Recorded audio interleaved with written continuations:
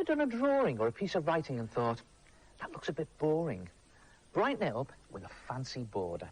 Just take a 2p coin and place it in the four corners of your work and just very roughly go around it with a pencil. Now, the reason I'm using pencil here is because you can rub the pencil out later on. This is just a guide to start with. There it is. You've got like 4 circles at the corners of your work.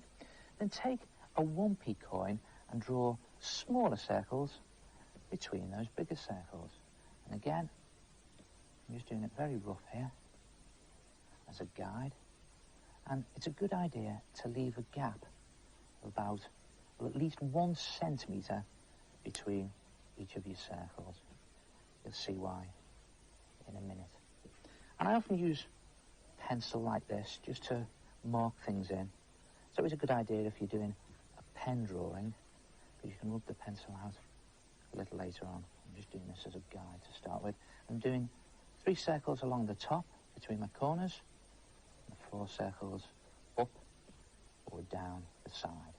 And there it is. And again, it doesn't have to be accurate. And you can see what's happening here. It's starting to build up a border. Then if I take a green felt tip pen and just go around these 4 corner circles, and again, it doesn't have to be perfect. You'll see why in a minute. And then watch this. If you start at the top of one of your corner circles and draw a line down to the bottom of the next circle and go around and then leave a gap. Very important that. I'll do that again. Top, bottom, gap. And it's a sort of rhythm really, isn't it? Top, bottom, gap, and then back to the corner. Now when you get to the corner, turn it like that on its side and go along one of the sides. So you start at the top again, bottom, gap, and keep going with the same rhythm all the way round again till you reach the other corner, and then turn it upside down, and again, top, bottom, gap, all the way round. And then finally, when you get to your last side, it comes together. Watch this. Top, bottom, gap, top, bottom, gap. And just do the last one slowly to remind you. Top, line to the bottom, around you go, and leave a gap. And there it is.